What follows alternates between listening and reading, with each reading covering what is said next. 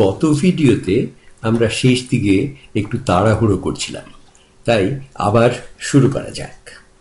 মনে করো পৃথিবীর থেকে ছোট একটি গ্রহ এস, তার নাম স্মল, যার ভর এবং ব্যাস পৃথিবীর অর্ধেক। সেখানে গেলে তোমার ওজন কত হবে হিসেব করা যাক। ধরে নাও তোমার ভর হচ্ছে এম, তাহলে পৃথিবীতে মানে পৃথিবীর আকর্ষণ তোমার প্রতি, তুমি যখন ভূপৃষ্ঠে রয়েছ, সেটা হচ্ছে এই ক্যাপিটাল জি, যেটা হচ্ছে নিউটনের ধ্রুবক।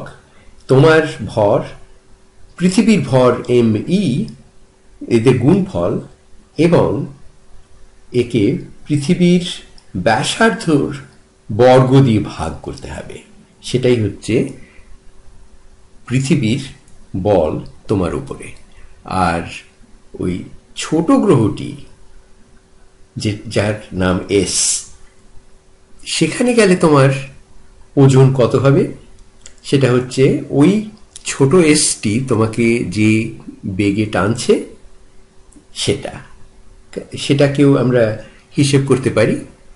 যে এই এফ ই কে আমরা যেরকম লিখেছিলাম G M M E by R E square, তো এখানে হবে কি, এখানে ওই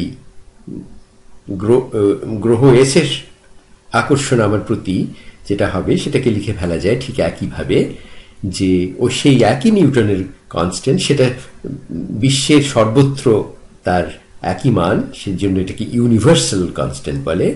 এবং তারপরে আমার যে ওজন এবং সেটি, এবং এবারে পৃথিবীর ভরের বদলে আমাকে লিখতে হবে ওই গ্রহটির যে ভর তাই, এবং তাকে ভাগ করতে হবে গ্রহটির ব্যাসার্ধর বর্গ দিয়ে, যেমন এখন লেখা হচ্ছে ওই পর্দায় তুমি দেখতে পাচ্ছ। তাহলে যেহেতু এম সাব এস মানে এই গ্রহটির ভর পৃথিবীর অর্ধেক এবং গ্রহটির ব্যাসার্ধ পৃথিবীর অর্ধেক, সেটা আমি বসিয়ে দিচ্ছি যে এম এস হচ্ছে অর্ধেক এম ই, এবং আর এস, আর সাব এস হচ্ছে আর ইর অর্ধেক। কাজেই এটা খুব সহজেই হিসেব করা যায়। এই একটা হচ্ছে তাহলে অর্ধেক ওপরে থাকছে এবং নিচে অর্ধেকের বর্গ হচ্ছে 1/4, সেটা হচ্ছে নিচে থাকছে ভগ্নাংশের। কাজেই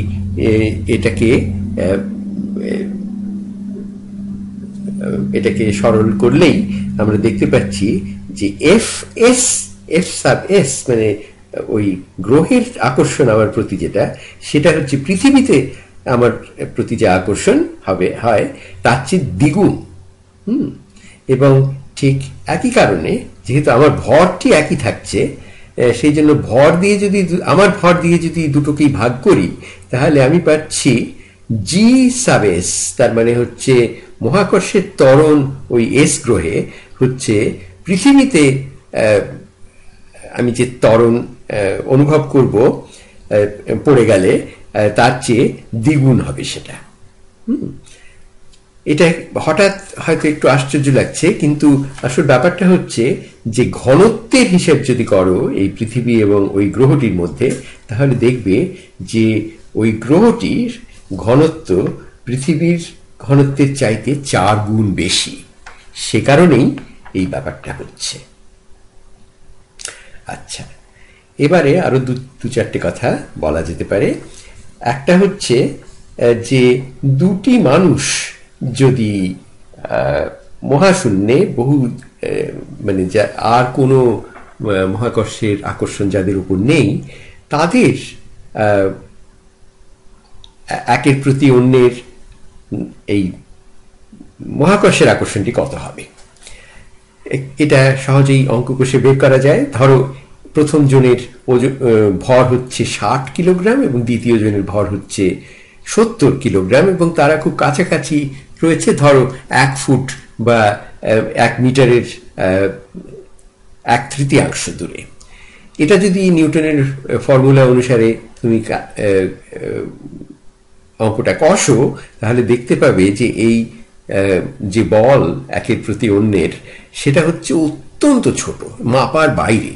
সেটা হচ্ছে 3 তাকে মানে 1 মিলিয়ন 1 নিউটনের মানে অলমোস্ট মানে 1 মিলিয়ন ভাগের 1 ভাগ, 3 মিলিয়ন ভাগের 1 ভাগ আর কি হবে এটা হিসেব যদি কষো।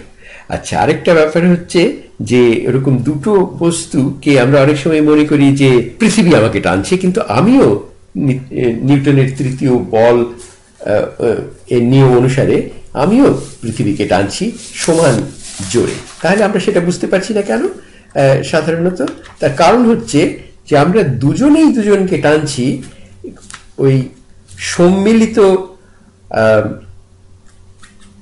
যে ভর কেন্দ্র আমার এবং পৃথিবীর তার কাছে। কিন্তু যেহেতু পৃথিবী আমার থেকে অনেক বড় আর ওজনে অনেক বেশি, সে কারণেই আমাদের সে যে সম্মিলিত বা যুগ্ম ভর কেন্দ্র, সেটা হবে পৃথিবীর কেন্দ্রের অত্যন্ত কাছে, এত কাছে যে মানে পৃথিবীর ওই যুগ্ম ভর কেন্দ্রের দিকে প্রায় চলতেই হবে না, হয়তো 1 মিলিমিটার, এবং আমাকে পৃথিবীর টানছে, আমি পড়ছি ওপর থেকে, সেটা আমি সবসময় অনুভব করছি, কিন্তু সেটা ওই পৃথিবীর শক্ত ভূপৃষ্ঠ আমাকে আটকে দিচ্ছে, আমাকে সেই যুগ্ম ভর কেন্দ্রে গিয়ে পড়তে হচ্ছে না। আর ঠিক এই ব্যাপারটা ব্যবহার করেই আমরা অন্য সৌরজগৎ বা নক্ষত্র জগতের অন্য যদি কোনো গ্রহ থাকে, তার মাপ, তার ওজন কত বা ভর কত, সেগুলো আমরা হিসেব করতে পারি ঠিক এই জিনিসটা ব্যবহার করে, যে তাদের যুগ্ম ভর কেন্দ্রের দিকে দুজনেই ঘুরছে, চারদিকে দুজনেই ঘুরছে। গ্রহটিকে দেখা যাচ্ছে না, কিন্তু নক্ষত্রটিকে তো দেখা যাচ্ছে। সেই কারণে নক্ষত্রটির সেই সামান্য, যেটা ওয়াবল বলে, মানে তার সামান্য ওই একটু ঝাঁকুনি অনুভব করছে সেই অদৃশ্য গ্রহটির জন্য, দূর থেকে যাকে অদৃশ্য, এবং সেখান থেকেই আমরা এই অদৃশ্য গ্রহগুলোকে মানে দেখতে পাই বা তাদের মাপতে পারি আর কি। দেখতে পাই না ঠিক, কিন্তু মাপতে পারি তাদের ব্যাপার, এবং এইভাবেই শত শত গ্রহ আবিষ্কৃত হচ্ছে।